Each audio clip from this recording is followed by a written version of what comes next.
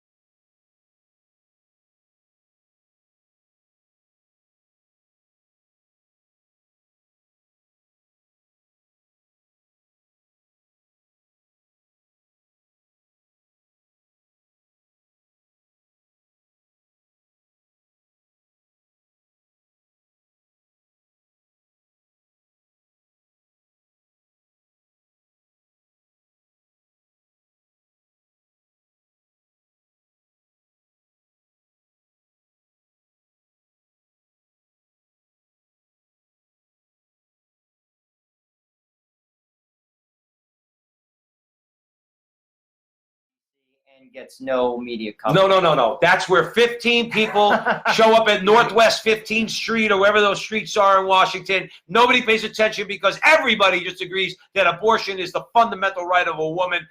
Yeah, okay. 500. This was, by the way, I heard the largest. Oh, I believe that. Most, and you'll get into it in a minute. There's a reason why it was the largest, but this was the largest. 500,000 people, and of course, the media, when they didn't ignore it, probably were just lambasting it. But go ahead, Joe. Well, there was a couple unique aspects to this year's March for Life. The first took place at the Vigil Mass. There's a Vigil Mass on Thursday night this year's, because the March was Friday. And the Archbishop who said the Mass, his name was Joseph Norman. He's from Kansas City, Kansas. He is the USCCB chairman for pro-life activities. So let me just give you a little breakdown what he said in his homily, because a lot of people probably wouldn't be following that we do, because that's kind of what we do. So we'll give you a little sneak peek at what he said in the homily. I think you'll find it to be interesting. The American bishops and Pope Francis, this is what he was saying in his homily, both affirm that the preeminent priority for Catholics when voting is the protection of children in the womb. I think you ought to repeat that. Because this way people hear it. You don't have to repeat it, but you know what I'm saying. But this is really going to bug the left, because you're a Catholic bishop. You can't talk about voting. You can't talk about politics. Oh yeah. Well, Bishop Norman's got something to say. I'll read it again. The American bishops and Pope Francis both affirm that the preeminent priority for Catholics when voting is the protection of children in the womb. He stated that in his homily. He stated also, which drew a burst of applause from hundreds who packed the Basilica in the of the Immaculate Conception in D.C. on the eve of the March. Basically, he was saying that, let me get specific here. They're going to put out guidance to Catholics as far as their responsibilities for voters. Good for the bishop. That's right. That is exactly what should be done. There's going to be a lot of angry liberal Catholics out there because their bishop is going to send them out a guide and say, if you're in favor of abortion, There's a problem there, and you can't vote for anybody who supports abortion. Because this is what a lot of people are going to say, and I think he got very clear on it. While Catholics must consider many important social issues with great moral significance, such as immigration reform, care for refugees and the poor, health care, religious liberty, and the care for creation, i.e. the environment, the bishops affirm that the protection of the unborn is the preeminent priority. Why? The sheer number of those killed by abortion elevates its importance compared to other threats to life. Since 1973, when Roe v. Wade was put into law, 61 million children have been eliminated. And that's only in America. Not to mention the scars that it has left upon the women who had the abortions and the men that are involved.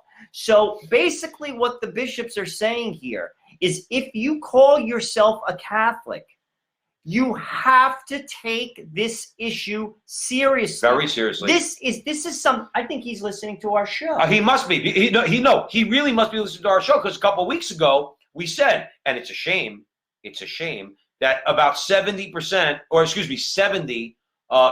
in the USCCB, for those of you who are not Catholic, the United States Conference of Catholic Bishops, okay, did not vote for that language, that abortion is the preeminent issue. Yeah, it was about a third. Third. So Bishop Norman is not only telling Catholics, the average Catholic in the pew, we're going to give you a voter guideline.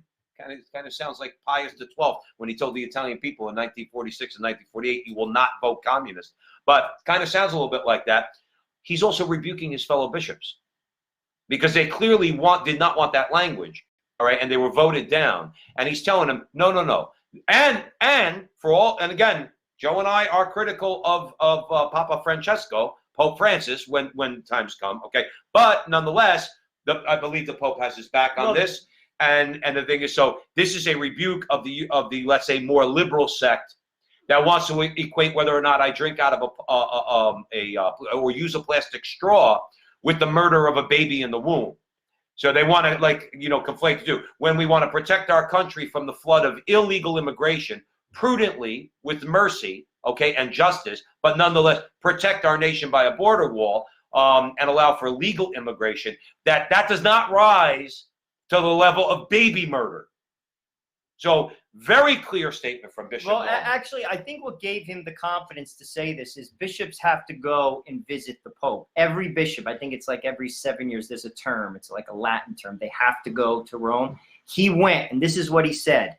As God, because he recently was there and spoke with Francis himself, and he said, God and 14 other bishops as my witness. Pope Francis was passionate in the support of the church's pro-life efforts. Mike, this is exactly what he said. My friends, the successor of Peter has our backs. That's why he's saying this, because the Pope gave him the okay. Now, this is what I say, and which I've been saying on this show since the beginning, and so has Joe. You cannot call yourself a practicing Catholic and vote for abortion. I've been saying this. I think he's been listening, because we have been saying this. You cannot call yourself a practicing Catholic and vote for abortion. You disqualify yourself if you're a politician. We've said this time and time again. It's modern. It's like slavery. If you had everything right and you were for slavery, I wouldn't vote for you. That's right. Because it disqualifies you. That's right. Abortion is the same type of issue. Take a guy who, if I was inclined to vote Democrat, because just like Joe said, it's impossible to. Tom Perez, we've said it a million times, Tom Perez has told pro-life people, you're not welcome in our party. We brought up a guy like Tim Ryan. Tim Ryan's not a socialist. He's not a communist. He's a Democrat. Now, there are fundamental differences between Democrats and Republicans, okay? But Tim Ryan's probably a guy who wants to emphasize workers' rights. So do we, okay? Want corporations to do more? So do we. Have good protection, good jobs with good benefits? So do we. Tim Ryan, up till 2015, was pro-life. then decided because he wanted to be on the national stage, thought he was going to run for the presidency of the United States, he became pro-choice. Said, I listened to the testimony of the women. That's because you can't listen to the testimony of the babies because they're dead. Congressman Ryan, ergo, to follow up on what you're saying, I can't vote for Tim Ryan. Whereas I probably could have when he was if I lived in Ohio, in his district, I believe it's Youngstown. I think he's in the Youngstown area, right? I probably would vote for him. I would have voted for him up till 2015, okay? But I can't. In good conscience, I can't because he supports baby killing. And I don't care if it's a Democrat or a Republican. Because Joe and I said, Bob Hugin, as a Republican, had an opportunity with running against a corrupt New Jersey Senator Bob Menendez, okay, in the last election. And that was for the Senate seat, all right, that was up. Menendez's Senate seat. I did not vote. That's in Jersey. That's in Jersey. That's in Jersey. I didn't vote for Bob Hugin. He said he would support judges like Kavanaugh. I don't care. He said he was pro-choice. I'm not voting for him, and I didn't vote for him. And he lost, not because of my vote, but he lost because I'm not going to be a hypocrite. I'm not going to be a hypocrite. And along those same lines, let's go to the litany that basically the good bishop said at the Mass. He basically said, you know, there are societal issues. We'll all agree, many more than just abortion. Immigration reform. I want immigration reform. I'm for immigrants. I want responsible immigration, though. Sure. I'm for that. Care for refugees and the poor. Absolutely for that. Absolutely. Health care. I'm for health care. I pay need to figure out something in this country. For health care for my family. And I have health insurance. And I still pay a ton of money. Religious liberty. Care for the environment. We should be responsible stewards for the environment. Absolutely. Mm-hmm. But it's the murder of children. You're disqualified. That goes, I'm going to be honest with you, for Christians too, i.e. non-Catholics, Protestants. You cannot be for abortion. You cannot, if you have everything else right. I want you to think about this. Put all your issues on the table. If you're for that, I'm telling you, you're in the wrong. You're on the wrong side of history. It's like somebody saying, I'm for slavery. I think we'd all be in agreement, both sides, Republican and Democrats. Right. If someone said, I'm for slavery, would you vote for him? Well, I look at it this way. After the Civil War was over, you don't think, what, miraculously in 1865, when the South lost, all of a sudden everybody became anti-slavery? There were people probably in their heart of hearts that thought that maybe, you know, someday, somehow they could bring slavery back. Who knows what those people were thinking?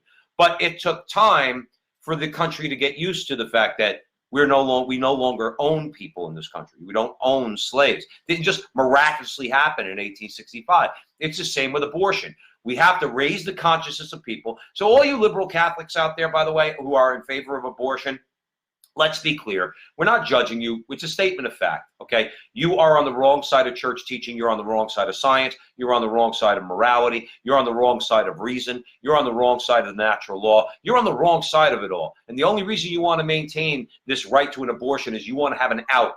Whether you get pregnant if you're a woman or your daughter gets pregnant because she didn't listen to you. Hopefully you're telling her not to go out and have sex, okay? You want that available. You need to get over that. It is selfish. To kill babies in the womb is selfish. We say this, we're telling you this the truth, but with love. It's a selfish act. Now, we're all selfish to a degree, but I'm not killing babies and I'm not supporting the destruction of innocent human life in the womb. And I'm not voting for it. And I'm not voting for it. And we have to get it through our collective heads, okay? Our collective heads as Catholics, particularly as Catholics, and all Christians and all people of goodwill. This atrocity needs to come to an end before we have a civil war in this country, the same way that happened in 1861. Before it comes to that, we need it banned. It's got to be banned by an act of our government, whether it's an executive order, whether it's an act of Congress or the Supreme Court. I really don't care, because they don't care about the legalities. So we want it banned. And in a couple generations, it will go away the same way slavery did. You'll get over it. You'll get over it. And also, 50% of Catholics vote for Democrats. It's disgusting. The church has now spoken to you. That's why this is significant. I'm glad you said it like that. The church has now directly spoken to you. If you are a baptized Catholic The church is saying this is your issue. It's up to you to listen. That's right. It's up to you to listen. You have free will. You have free will. But the bottom line is, we have to get our heads on straight with this, which is the greatest atrocity ever committed on human beings by human beings. The gravest evil, okay? Outside of the crucifixion of Christ, this is the worst thing that's ever happened in human history. And think about it. Human history's lasted a pretty long time. This has been legal for about 50 years. 61 million lives. Right. It's time in for America alone. It's time for it to come to an end. How's that sound? And Bishop Norman and saying that this is the preeminent issue. Mother Teresa said the same thing. She said there'll be no peace until abortion is banned. I'm paraphrasing her, but she said, there'll be no peace. There's no peace because there's no justice. If we have a society that says that babies in the womb can be killed, then come on, just use some logic and some reason. Anybody could be. You could just, by saying that the baby in the womb is just nothing but a clump of cells, if you use your logic, and we're trying to help you to use your logic, we're all just clumps of cells in that regard. We're all just developing human beings, but it started at the moment of conception. I'm still developing until the time I die. Joe is, you are, we all are. So it's not a reason. But if you could dehumanize the human being in the womb, the most innocent, the poorest, as Joe always says, they are the poor. The innocent in the womb are the poor, the most needy, they're the most dependent. Okay, if we could kill them, if we allow a country that have laws that allow for the death of that child, who else could we kill? Do you ever think about that? Do you ever think about who else is on the chopping block? Because if you could do that to a baby, I'm sorry, you could do that to anybody. Well, the old are next, and then before you know it, it's like two sides of the same coin: abortion, euthanasia. And then we'll see who else. Then it'll be like the mentally ill. That's probably third down the line. Well, we covered that. Well, not really that, but necessarily, but we covered that. Like Iceland brags that they don't have any Down syndrome baby. They killed them all. They killed them all in the womb. That's what they did. How nice. So you don't have any Down syndrome babies people walking around because you killed them all in the womb, and you brag about it. This is progress, Joe. By the way, this is progress. So can I give a shout out? Absolutely. All right, Kevin's joining. Hey, Kevin, what's happening? We're trying to do a good job, Kev. We hope it's in God's hands whether or not we're doing a good job, but we think we're on the right path. So Kevin's joining us. Pam's here. Dominica's here. Arvin, what's happening, Arvin? Maureen. Connie's here. Connie said her guys said the March for Life was amazing. I imagine it was. And God bless them for going.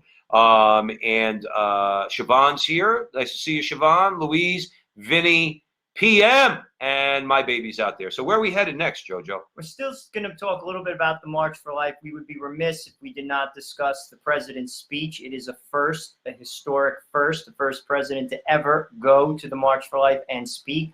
Donald Trump is by far the most pro-life president since Roe v. Wade was put into effect in 1973. If you have any doubts about that, I want to read to you some of the things that he has done for the pro-life movement. You may not know of them all. This is just a small list of what he has done since he's become the president. He has reinstated and expanded the ban on foreign aid to abortion-involved groups, including International Planned Parenthood Federation. He banned groups that committed or refer abortions from Title X family planning funds. He overturned Obama-era regulations that bar states from defunding Planned Parenthood. He issued rules protecting Americans from being forced to subsidize abortion in government-mandated health insurance plans, forcing denounced abortions, calling attention to Democrats' opposition to anti-infanticide legislation, and calling on Congress to send him a ban on late-term abortions to sign. The administration has constantly worked to defend life and oppose abortions at the UN, from resisting pro-abortion agenda items and resolution language to affirming that abortion isn't a human right and promoting abstinence education. This year, Trump declared January 21st, the anniversary of Roe v. Wade, the National Sanctity of Human Life Day. And lastly, he's building an international coalition to dispel the concept of abortion as a fundamental human right, and said that his administration would oppose any projects that attempted to assert a global right to taxpayer-funded abortion on demand up to the moment of delivery. Now, that's a direct jab at the UN. because those globalists, those one world order types, central to their rules, people think it's conspiracy. We've come to the conclusion now it's no longer conspiracy theory. There are people who want a new world order. They're called globalists. They're elitists. We know who they are. They say what they want. They want abortion because they want population control. They want a smaller number of people. They want to take all the wealth by stealing your wealth, and they want to make sure that you don't have too many children while they have a ton of children. Remember that. These people are not pro-abortion for their own families. They have the money and the resources. They tell their kids, you go out and procreate because we're the rulers of this world. I think Satan probably thinks the same thing. Anyway, Donald Trump's throwing a direct jab at them. In other words, by saying, no, there's no global right to abortion. Because what does that mean? Think about that for a second. That means the UN can tell Poland that they have to liberalize, I use the word loosely, liberalize their abortion laws. And Poland would have nothing to say about it. Well, no, that's not respecting national sovereignty. In other words, if France, I guess France is pro, they have, I think, a limit, but they're a pro-abortion nation. Poland is not. Okay? Poland is not. So I'm just using that as an example. The UN has no power to do anything. There's no economic sanctions against them. They still get aid. Okay? They still are a member of the international community, but they're pro-life, and their laws reflect their pro-life attitude. Okay, so that was a good, amongst all the things you read about what Trump said, that was a really good one because that zings. That really throws the zing at the leftist and globalist thugs at the United Nations. And at the core of it, because someone wrote a comment, the core reason why abortion exists, the core reason why abortion exists is sex. People want to have recreational sex. 60 years ago, people had the idea that when a man and a woman came together, they would be married and they'd have children. Mm-hmm. See, that's how society worked 60 years ago. Now, that's not the case. A child is an imposition to people. You see, that's at the core reason why abortion exists. People look at sex as recreational activity. That's incorrect. That goes against the natural law. Right. And that is a problem. And this is something the church has consistently taught for centuries. There's so much wisdom that comes out of the Catholic Church. If people would just open their ears and listen to it, sadly, but they ignore it. And then when they ignore it, their lives fall into the sewer and they suffer the consequences from it. And that's the truth. That is the truth. So at the end of the day, the culture has to change. Their mentality has to change. The sexual revolution has been a disaster. You're right. It's been a disaster to women, and it's been a disaster to children, and it's been a disaster to the family. But remember, and we're still suffering because of it. It's a disaster from one person's disaster is another person's success in this case, because the people that sold us sexual liberation have been wildly successful. Wages in this, because remember something, you have to tie all these things in. People say, well, what do wages going down have to do with sexual liberation? When people, men and women, are not having families, and yes, lots and lots of kids, not 2 kids, and that's all we're having. I got some dear friends of mine, they just got married, and the woman, the wife just got a puppy. She says, yeah, we're probably going to have just 1 child. And the question that comes to my mind, well, what are you going to do? Abort the rest when your contraception fails? Anyway, my point is lots and lots of kids, okay, which is one of the things that's been destroyed. You've had significantly less population in this country because the birth rate is not keeping up with the rate of death in this country. And the oligarchs who've been selling us all this since the 1960s, they benefit from it. Because when you get a bunch of people who only worry about sex, drugs, and rock and roll, okay, they're not, like we said before, they're not going to demand higher wages. They're not going to complain when their taxes going to go up. They're not the ones fighting in the foreign wars, okay? They're not. So in other words, it's okay, yeah, you want to go to war, go ahead. You don't, I don't care, go to war in Iraq. They don't care. Their consciousness has been so dulled. Their intellect has been so dumbed down because of living this lifestyle, because that's what sin does, okay, is that they don't think about anything. They've ceased to be free moral agents. They've become, Joe said it's a disaster, right, because you become a slave, but that's to the success of those who sold us this. And the point is, if people could be sold this bill of goods, okay, they easily could be unsold this bill of goods, especially when you see the destructive consequences of it. But like Joe said, we have to get around the idea that life comes down to how much sex you can have. regardless of how important sex is to a person, okay? In other words, it's not central to your life. It's a part of your life. It's not central to your life, okay? And if you want to be a slave, go ahead, just go ahead and just keep doing it. And also, we invite you to listen to our video with Christopher West, because we discussed this. And basically, not to get too much into the video, but when you do things according to God's plan for sex, that's the best sex you're going to have, because we have a clear conscience. That's the best sex you're going to have. When things are done outside of God's plan, it leaves you lacking. It's like anything in life. The heart does not rest until it rests in thee. Until we find our peace with God, everything else falls short. All you'll be continuing. You need more, you need more, you need more, and you're never satisfied.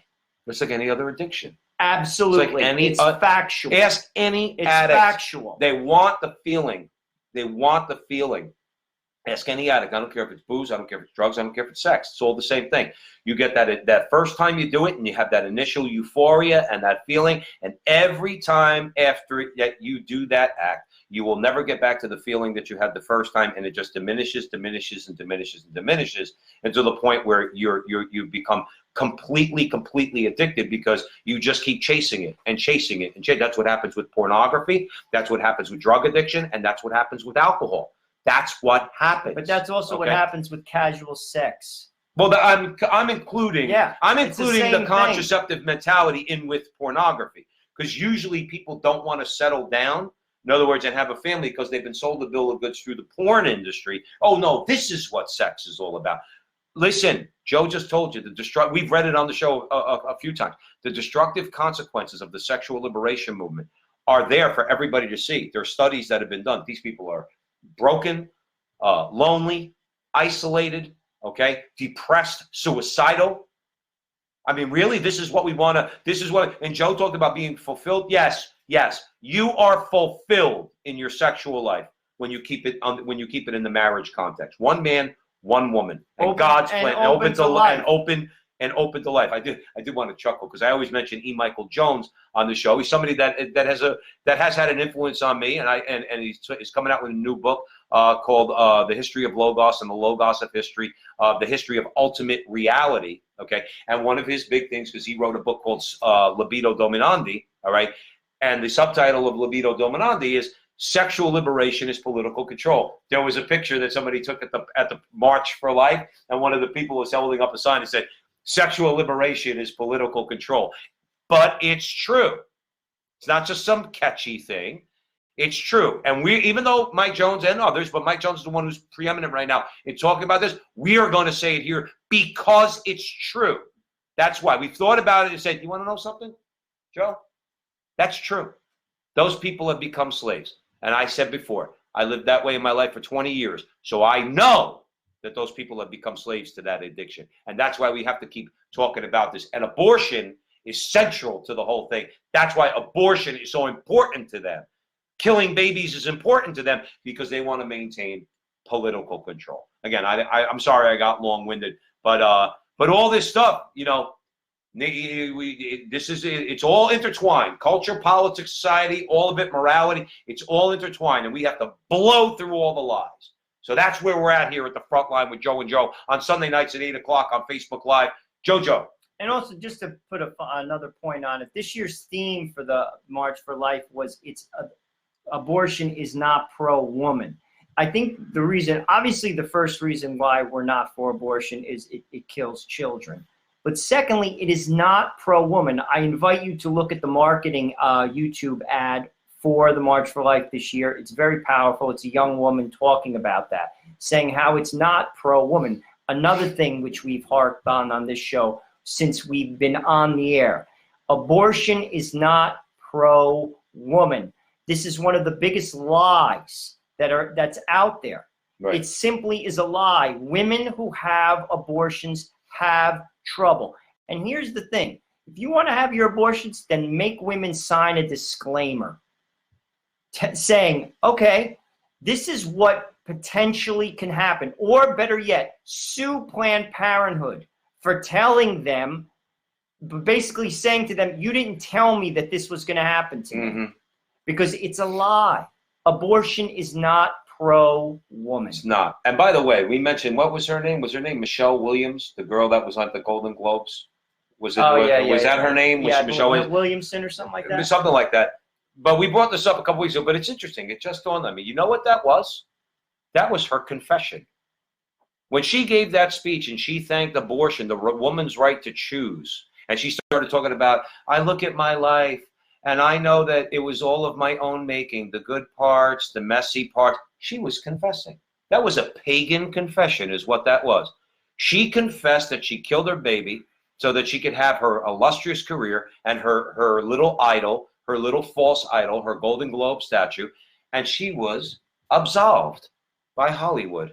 They absolved her in the name of what? I don't know, but they offered her absolution. That really is what that was. It just dawned on me. That was a confession. Because she knows in her heart that what she did was wrong. She knows that. I don't have to tell her. Joe doesn't have to tell her. She knows in her heart and in her conscience what she did was wrong, and that was her way of clearing her conscience. We go to Catholic confession because that's where you really get absolved. Steven Spielberg can't absolve her from her sins. Right. As we all know, the only person who can is a priest. Why? Because the only person who rose from the dead said so. That's right. And that's why I'm in the Catholic Church. And all right, so yeah, let's. Connie said we have to teach our children that they are a gift. Children are valuable, not a burden. That's very important. We need to teach kids that all life is precious. Let me tell you something, Connie, if it means anything to you, Joe. Joe's got 3 kids. He's got 1 on the way. My wife and I are about to foster with the intention of adopting children. Please keep us in your prayers Connie with that. 4 kids. I went to school with her. Okay, Connie's got 4 kids.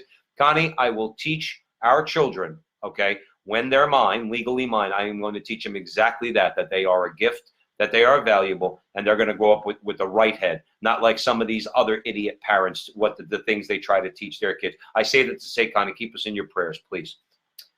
The next story is a follow-up from last week. We talked about a gentleman by the name of Kyle Jurek. He was the field operator for Bernie Sanders in Iowa, and he made some very, very inflammatory remarks. Well, a second person came out through Project Veritas. This gentleman's name is Martin Weisgerber. Project Veritas also says there are more videos to come regarding very, very radical people who are employed by the Sanders campaign, saying some pretty horrendous things. Let me just give you a taste. I'm sorry, Joe. I love Project Veritas. I love it because they just blow them up using all the tactics that they've used for years, undercover cameras and all this like cloak and dagger stuff. They do it to them now, and they hate it. Go ahead. I'm sorry. But I love Project Veritas. And again, James O'Keefe is his name? James O'Keefe. James O'Keefe. We love you at the front line with Joe and Joe. Please keep blowing them up. And also, watch. If you don't believe what we're saying, listen to the videos. It's scary. Go ahead. You're going to get into it. Okay, these dudes, Kyle Jurek last week and this guy, Weisberger this week, these guys are serious. This is not a joke. This is not right-wing paranoia. That's why Project Veritas is so great, because he gets them on camera. Listen to what Joe has to say, what this guy was saying. He says, just to give you a little bit of a taste, I'll straight up get armed. I want to learn how to shoot and go train.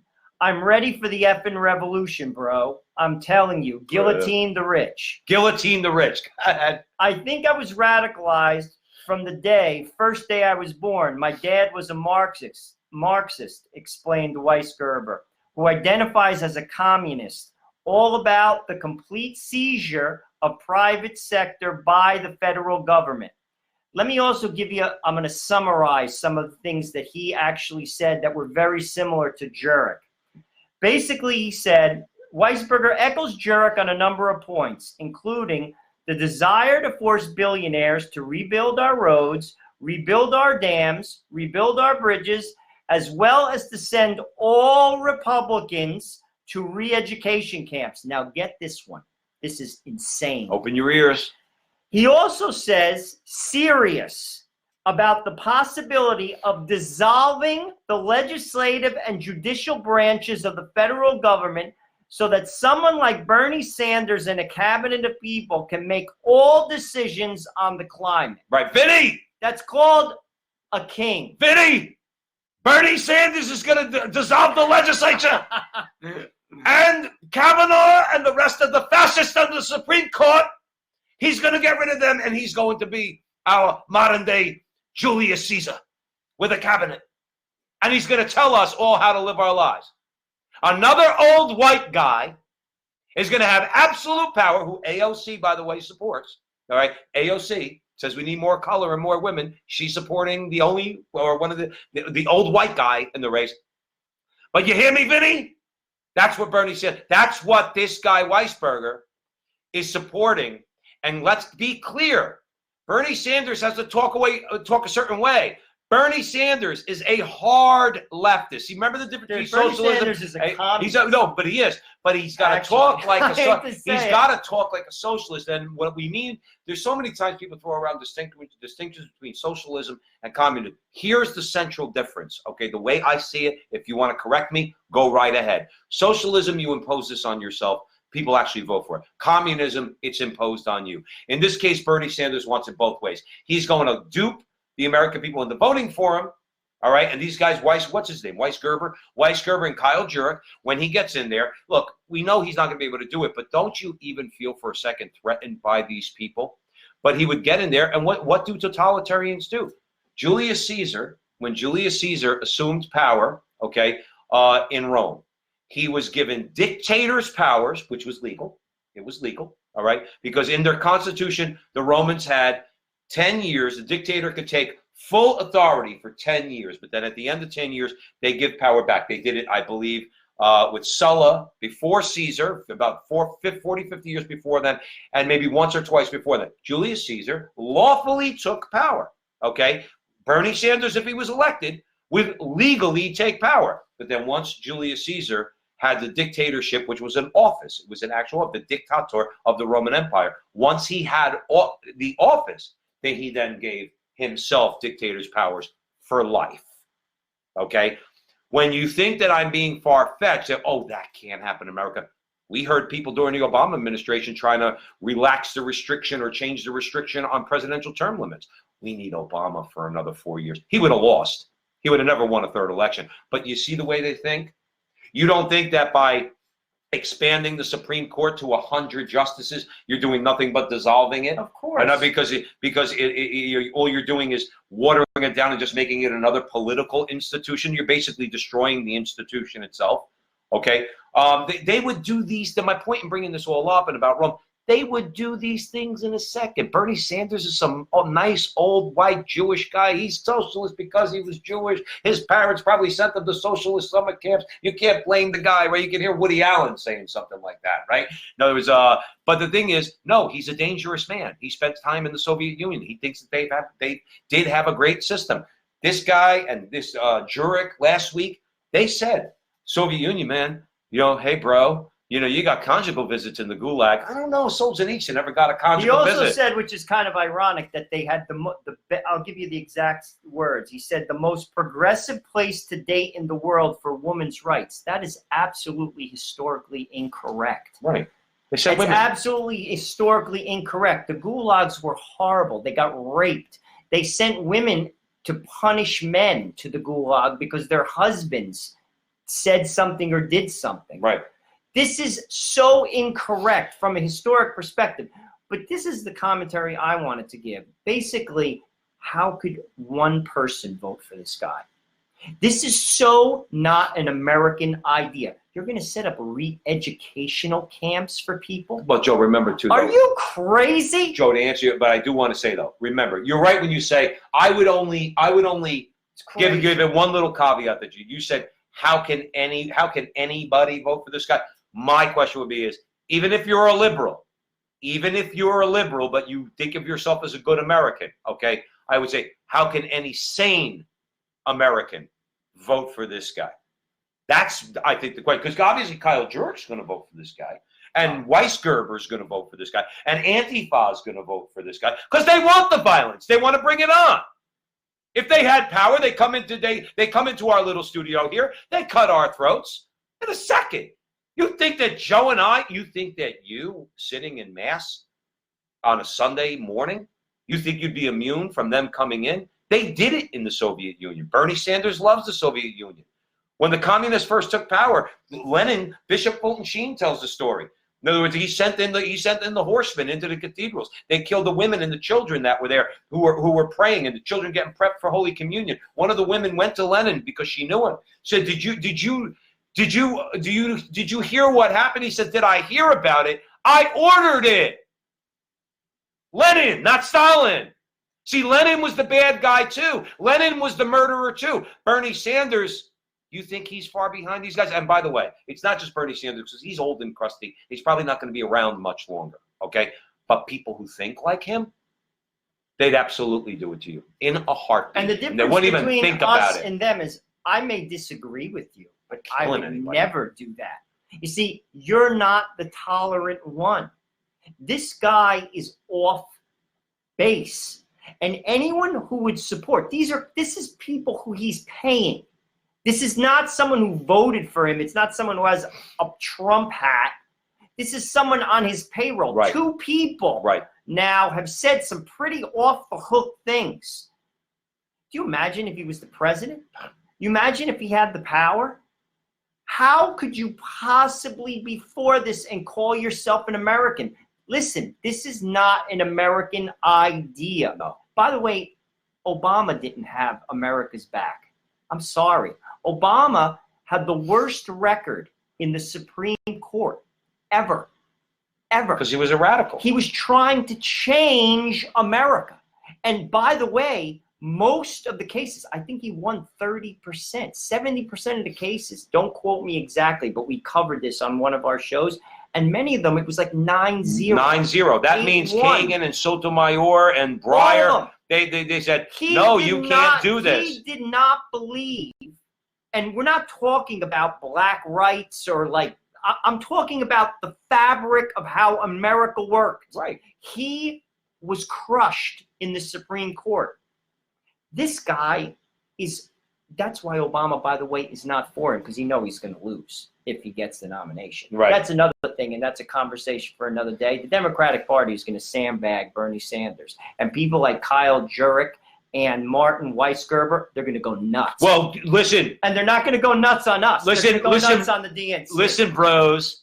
Listen, Kyle and Weisgerber, okay? If Bernie doesn't get the nomination, don't burn our houses down. Go find out where Tom Perez is, okay, in the Democratic leadership. Don't bother us if your boy doesn't get the nomination. We have nothing to do. We want him to get the nomination. Because in as much as Trump is going to win in the next few months when November comes around, he will destroy Bernie Sanders in the election, okay? He will destroy him. So don't blame us, okay, if Bernie doesn't get the nomination. Go blame the leadership of the party that he's in right now. And anyway, you're at the front line with Joe and Joe. Facebook Live, 8 o'clock Sunday night. Just want to give a quick shout out. We got Barbara joined in. Hello from Wisconsin. Hello, Barbara. Nice chatting with you the other day on messaging. Connie, Vinny, Mark's joined in. Keep rocking. Hello from Crest Hill, Illinois. Mark, good to see you, brother. All right, and Vinny's joining us. Vinny, I think, is a top fan. Vinny, we love the fact that you're a top fan. That's why I do my Bernie Sanders, a horrible impersonation, but I do my Bernie Sanders for you, Vinny. Anyway, Frontline with Joe and Joe, Facebook Live, 8 o'clock Sunday night. So where are we headed next, Joe? We're going to Davos. Do you know what I found out this week? That it costs $50,000 to get a ticket to go to Davos. If you want to go, like say you run a hedge fund, right? Like the entrance fee or whatever you want to call it for this, it's $50K. And then people say there's no global elites in this world. $50K. It cost me 50 G's to go to a place to do what? Talk about how to control. You can imagine a place like Davos. That, you know, Donald Trump is like a thorn in their side because they're a bunch of Dr. Evils, or like Blofeld from the 007 movie. Like he sits in the front. He's at the head of the big boardroom table. Then, like, you know, in Dr. Evil, he hits the button and the person dies. In 007, you know, the big guy comes in and kills the person who disagreed with Blofeld at the other end. That's Davos. Like, that's Davos. You imagine, like, all these oligarchs, especially like they're all from Belgium or something like that. They're all sitting there and they're all talking about how they're gonna rule the world. And here comes Donald Trump into this mix to start talking about Go ahead, Joe. He had some interesting comments, and I think they're very significant. And I want to put them out to you because I don't know if basically you've heard of them or read about them. But basically what he talked a lot about was cutting down globalism. As you know, that many of the elites, particularly in the UK, they're obviously not too fond about the Brexit issue. They want one global government, one global economy. Mm-hmm. I mean, the reality is we do live in a global economy to some degree, but I think that countries do have rights to protect their own. And he kind of addressed that specifically. I want to give you a few excerpts from his speech. He said, and frankly, I agree with everything he says here. And if you don't, please chime in. He basically said, a nation's highest duty is to its own citizens, Trump said at the annual conference in Switzerland. Honoring this truth is the only way to build faith and confidence in the market system. Only when governments put their own people first will people be fully invested in their nation's future. The president noted since he was elected, Americans gained 7 million jobs, the lowest unemployment rate in 50 years, as well as rising wages and household incomes, thanks to this agenda. A pro-worker, pro-citizen, pro-family agenda demonstrates how a nation can thrive when its communities, its companies, and its government work together for the good of the whole nation. Of the nation. I agree with that. Not the good of the world. 100%. The good of the nation. Because there's plenty of nations in this world that don't really care about their people. North Korea comes to mind, okay? And many, many others. He goes there and what does he do? He asserts nationalism. Nationalism. Not white nationalism, you lefty freaks, okay? Who think that it's all about race. Nationalism. America first. He had it right. You want to trade with us, you want a stronger world, then what we're going to do is we're going to be a model for the rest of the world. You know, and this is something that the right needs to get in their head. You hear what he said? Talk about we are government, labor, everybody, corporations, okay? We don't want the merging of them. That's I think would be fascist economics. We don't want that. But a cooperation, okay, where everybody participates in our thriving economic system. Where when I sell my labor, I get a family wage. I could build my family. The corporations are healthy because they're profitable, okay? Where the government, you know, imposes maybe reasonable regulations, but backs off most of the time and lets us create the economy.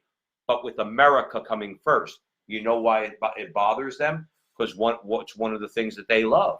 They love exploiting these Davos types. They love exploiting cheap labor. So America first, and Donald Trump has proved this, all right, at least to a certain degree with tariffs. If you're an American corporation and you go overseas and you employ cheap labor, and then you send those products back here, you're getting hit with a tax. So you might as well just stay here and pay your workers because it's going to cost you the same either way. So he's telling China and others, no, we're going to have targeted tariffs. You're not going to flood our markets with cheap goods and drive down our wages. That's America first. And what Davos doesn't like that. Because it goes against the globalist trend of the oligarchs. They want it, like you said the reason why. What's wrong with it? It's an obstacle, Joe. It's an obstacle to them putting in place their one world government, because that's what they want. They've stated it. We're not conspiracy theory. Their one world economy. We have an integrated economy now, okay? Where, of course, they're at the head. You don't get to be there. Joe doesn't get to be there. I don't get to be there at the head. The Tim Cooks of the world, the Zuckerbergs of the world, the Bezoses of the world, the Mark Benioffs of the world, all these people, all these elitists in Silicon Valley, elitists in the government, they all get to sit on top while they put the boot on your face, as Orwell would say.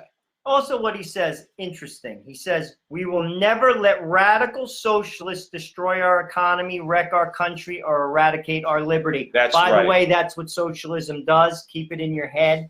Don't think anything's free, because it's not. Socialism destroys the middle class. Destroys the middle class. He goes on. Today, I urge other nations to follow our example and liberate your citizens from the crushing weight of bureaucracy. And this is the great part, and I love it. And this is part of the Trumpian foreign policy, which I think should be carried forward. He says, with that, you have to run your own countries the way you want. It's not our business. Right. You do things the way you want. It's like my neighbor. Behind your closed doors, that's your business. It's not my business, but don't tell me how to run my business. You know, the Trump policy about putting America first, what's wrong with that? It's like a father. I'm going to feed my children before I give to the poor. I have to, at the minimum, and you have an obligation to feed do my that. children, and then I can give. And I'm asked to give, and I will give, and I do give. But the point is, I have to take care of my own first. You have an obligation to your own. Right. We have to take care of, and I'm not saying that doesn't make me anti-immigrant. By the way, the United States takes in more people probably. I don't know the stat. I could look it up though. Right. Probably more than any nation. We do. Right now. And we will continue to do so. And I am pro-immigrant, but there has to be reason behind it. There must be prudence behind it. And frankly, I think it's an issue that could come together from a bipartisan situation. Sadly, it never will, because it's held as a carrot for the Democrats to hold over the Republicans' heads, and they'll never do it. Because they don't care about the people south of our border. They could care less they don't care about Mexicans. them. They don't care about anybody. Any person who actually thinks that, I'll be honest with you, I'd love to have a conversation with you, that you think that they actually care. I don't think they do. No, I don't. No, they care in as much as when that Guatemalan comes across the border. Their question to that person will be, are you going to vote Democrat? And if they say no, they say, well, get the hell out. Get out. Get out. Or if you don't vote for us, you're getting nothing here. You got to vote for us so you get free health care, free education for the kids that you have here. We're going to make your kids citizens even though you're not. That was they promised them all these things. Now, you make the best point. No, Donald, you used the example of, let's say, your neighbor. I care, and Joe does too. I care if I know my neighbor's not, let's say, is living a destructive lifestyle. I care. But at the end of the day, if he's doing it behind his doors, okay, I can't go banging down his doors, okay? But I will say this. But when he decides to take his destructive lifestyle and bring it into my house, now I got a problem. Now it's like, hold on, buddy. Okay, you're not bringing that into my house. I'm doing things a certain way here. You want to come in my house. And I say this, I'm making like a little analogy as far as these other nations. If you want to trade with us, okay, you're not going to treat your workers like garbage. We have unionized workers and workers getting really good wages here and benefits packages and everything else. And you think you're going to flood our markets with your cheap products. You want to destroy your economy, and you want to create a slave class, a class of those receiving slave wages in your nation.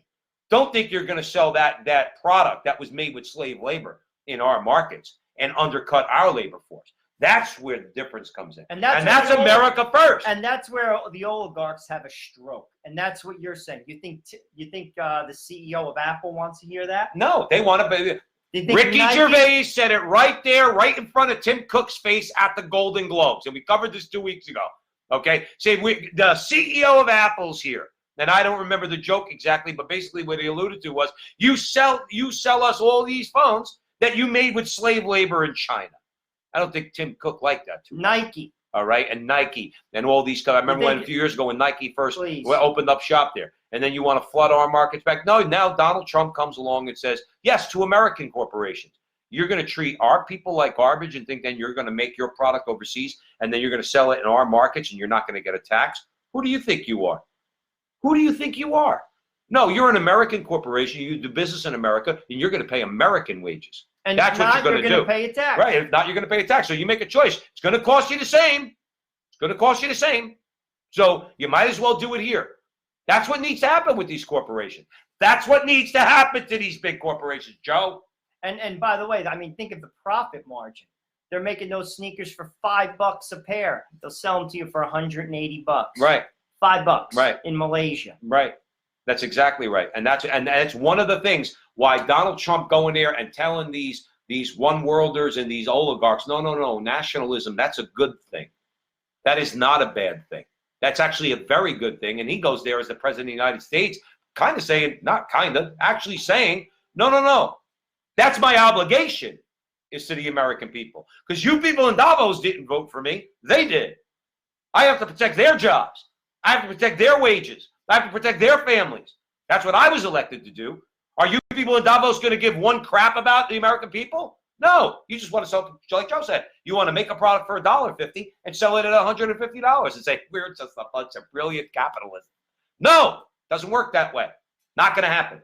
And also, not with Donald Trump. At least Donald Trump is making significant inroads. Again, he hasn't changed the whole thing. We still have major problems. You get rid of these tariffs. You raise the corporate tax from the low 20s to 35%, like a lot of the Democratic candidates are talking about. Jobs are gone. Jobs are gone. There's a reason why the low unemployment rate is what it is now. That's one of the reasons. Jobs will leave. If Joe and I have a business and you take 35% of it, we don't have to stay here. Right. We will leave. And that is where they don't get it. Their model doesn't work. Barack Obama's economic model doesn't work. If I hear one more person that tells me that the economy is a result of Barack Obama, that is the most ridiculous thing I've ever heard. Well, they in usually my stop. life. They usually stop short. They say, well, the economy started to come back because they know Obama had nothing to do with it. That might have been a natural little. Corporate tax was strangling American businesses. Right. Period. And that trickles down. They say we're not for trickle down economics. Well, guess what? When you tax the living hell out of a company, they fire people. The people on top don't give up the money. Right. We do. Get that through your head. Get that through your head. But I do wish, Joe, you're exactly right about the tax rate, but I do wish these corporations, I wish these boards of directors, and I get it. Joe says all the time, the man's going to get paid. I understand you want to get paid. How about you do something to really, how about you do something to gain the goodwill of the American people? Here's a dumb idea from a dumb jamoke Italian guy from North Jersey, okay? How about this?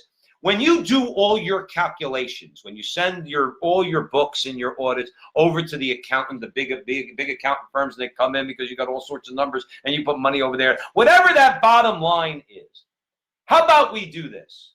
How about the government agrees to take 5% less of that bottom line out of the corporate tax, and you capitalists agree to add 5% from your profits and put that money in a pool and distribute it to your employees? Is that such a bad idea? It's called profit sharing. It's called profit sharing. It's called taking care of your workers. It's also You're called making humanity money. and decency. Right. But now here's the problem. This is where oligarchic thinking comes in. Corporations don't want to do that because the board of directors say, F those workers. I'm not giving them another 5%. That's my money. I'm sitting on the board of directors. I want my stock to go up. And that 5% is going to make it go up less. Again, F them. That's what they would say. And the government says, That's what they say. That's what they say. And then when it comes to the government, oh, no, we can't give it. Well, yeah, but you say you're for workers. The corporation is willing to give them the 5% that you're willing to cut their taxes. That just on that profit, that final number that you see on CNBC and Fox Business when the quarterly reports come out, that final number, 5% less that you're giving back to you're giving to your employees. This is such a radical idea to actually make employees feel that they're valued in your corporation. Or should you be like Tim Cook, who produces his phones in China? And probably makes $40 million a year. Oh, maybe more. Tim Cook, probably makes more. He's loaded to the gills. But he cares about people. So yeah, he cares. Remember something. They're the people that champion. He's a humanitarian. Right, so humanitarian. You know what humanitarian means? That means they champion women's rights because they're for a woman's right to choose. And they're open, so they champion gay marriage. And they're progressive. And they're progressive. And they're into feeding the poor. In the meantime, they never fed a poor person in their life. They never probably maybe even met a poor person, except the busboy who cleaned the dishes off the table at the restaurant that they were at. That's as close as they come to immigrants and poor people. Okay, give me a break. Oligarchic, we'll put a finer point on it. Donald Trump going to Davos and giving it to them good on nationalism is something that's very, very refreshing from a president of the United States. I would agree. Lori Cat's joining us. Hey, Lori Cat. Karen's with us. Suzanne from Colorado. She said, you guys are the best. Thank you so much, Suzanne. We appreciate it. Suzanne, we're trying. That's all we could do is try. Joe and I show up every week. We say, you know what? If 5 people watch us or 5,000 people watch us, whatever the case might be, we have to try. We have to raise the consciousness of the people of this country to start seeing the truth. Once you recognize the truth and you accept it, then guess what? Things are going to change around here. Lori's my cousin. Lori, Joe grew up in the neighborhood that your father grew up in, just so you know, in North. North, baby. Just had to throw that out to you. Well, our last segment is we're going back to Wildwood. We touched on it last week. The Donald is going to Wildwood. He's going this week. What we didn't say last week is only 7,500 seats are in the Wildwood Convention Center, and 100,000 New Jerseyans have requested free tickets. New Jerseyans. 100,000. New Jerseyans. This is not Texas. This is blue state New Jersey. This ain't Mississippi. Now, Donald Trump, I don't know if they have 100,000 people in Mississippi, but if he went down there, he'd get all 100,000 people. Come on, honey. We're going to go see Donald Trump. All right? But now New Jersey, Wildwood, New Jersey, all right, they're fighting for tickets because only 7,500 people. You know damn well, just like all his other rallies, there's going to be 7,500 people in the auditorium. I think it's at the convention center. Yeah. So 7,500 people in the auditorium. And then there's going to be tens of thousands of people that are probably going to go and be outside, just like a lot of his other rallies. Why is Donald Trump going to New Jersey? Because he thinks he could win. That's why. That's right. New Jersey. Even in New Jersey, with all the political power that the left has with the unions in Newark and Trenton and Camden and down in Atlantic County, which is just north of where Wildwood is, okay? And all these, where the central power is in New Jersey. But even in New Jersey, people know what we just talked about in our last segment about Donald Trump, okay? Many of those people are pro-life. Some are not, but are nominally pro-choice, so that it's not a big issue for them, okay? But a lot of people are against globalism, even in New Jersey. They're against, even in New Jersey. You want to know why? Because not every place in New Jersey is Northern Bergen County or suburban Essex County, okay? It's not Englewood Cliffs and Alpine, all right? And it's not, let's say, for argument's sake, some of the wealthier areas out in Essex and Morris County. A lot of New Jersey, most of New Jersey, is working class. People are doing okay, but we're working class. They love when Donald Trump goes overseas to a place like Davos and says, oh, I care about the people from New Jersey and the people in America. They love it, and that's why 100,000 people are going there in the state of New Jersey. If Bernie Sanders held a rally in Wildwood, I challenge, or Joe Biden held a rally in Wildwood, okay, I want the media to cover how many people would go there, because it probably would be like 10 people standing on the boardwalk eating cotton candy, all right? Whereas Donald Trump in New Jersey is getting 100,000 people. Can you imagine that? No, it's crazy. I think that should make, to be honest with you, that's an indicator. And if you're a Democrat, that should scare you. Right. Because that is a significant indicator. In a blue state, 100,000 people are interested in hearing the orange man talk. That's right. And he is orange, by the way. But he's not bad. he's not Orange Man bad. He's just Orange Man. All right. There it is. But I'll tell you one thing about Orange Man. You could complain all you want, all the lefties and the shrill voices and the Adam Schiffs and everybody who's trying to remove him from office. Joe and I have said before that all has to do with his authority under the Constitution to nominate judges. He's up to 190 now. I've been only watching a little bit of TV, but I caught that number. So he's up to 100. Really hate him. But the bottom line is, have you ever had a president where you felt he had our back like this guy does if you are a blue-collar working person in America? And when I say blue-collar, I'm not excluding white-collar people. Joe would be technically considered white-collar. My salary isn't white-collar, though. But Joe's a working man. He's got to get up at 5 o'clock in the morning every day, take care of the kids, kiss the wife. They got to go to work, okay? He's a working man just because he works in a bank. Let's get rid of this blue-collar mentality as far as those people who are in banking and finance and other industries. They're working just as hard as you, man. They have to show up early in the morning and stay late just as much as you do. And we're all in the same boat. My larger point is that it seems like Donald Trump is able to bring us together in this way, especially like in light of the Davos thing, to say, think about it. Have you had a president in our lifetimes? I'm 50, Joe's near 50. Have we had a president that's talked like this? Even Ronald Reagan didn't talk like this. Even Ronald Reagan didn't talk like this. And I know he saint Ronald Reagan, let's say, for conservatives. But he didn't get far and push as Donald Trump is. Papa Bush didn't either. Papa Bush is the one who brought us the term New World Order. George Bush, he got us in a foreign war that we're still in, okay? That we still have problems from. George Bush was a globalist. He's got no problem with cheap labor and everything. I'm not bad-mouthing the guy. Or at the very least, he didn't do anything that Donald Trump is doing. Nothing that Donald Trump is doing. This guy has been the best president of my life. The best president of my life. Leaving aside pro-life, just as far as economics and everything else, the best president in my life. I've never felt more satisfied with the job that the president's done for me and people like me and people who think like me and even people who don't think like me. Because guess what? If Kyle Jurek has a job, we have to question whether or not he does, or Mr. Weisgerber has a job, they got a significant tax cut, and they got another one coming. Come on, man. This guy's a bad guy. I'm not buying what you're selling. Well, that's our show. Keep watching every Sunday at 8 o'clock. Like I said, we're going to be on the Crusade channel, which is out of the great state of Louisiana on Thursday. It's a pay-per-view channel. We do not get a cent. Just keep that in mind. Think about being a part of the Crusade family. It is a good channel, many good programs that he has, and it's 24/7. We'll be on that from 11 till 2. We're always on Holy Faith Media. Keep your eye out for interviews. We have some good ones lined up. We like to think that the interviews that we have put out will make you think a little bit. That's what we're all about. And our conversation is your conversation, and it's going on everywhere. So stay tuned, and we'll see you next week. See you next week. And once more, dear friends, we are going into the breach. Oh, you're Catholic? Hello again, everyone, and welcome to the Frontline with Joe and Joe. You acted like an American. Okay, now there's a number of different things that have to be done in this country to change the culture, which will in turn change politics. And the culture's a swamp. But that is not a Catholic teaching. Right. The cafeteria is closed, my friend. Yeah. Joe Pasillo, joined as always by Joe Rasinello. And once more, dear friends, we are going into the breach.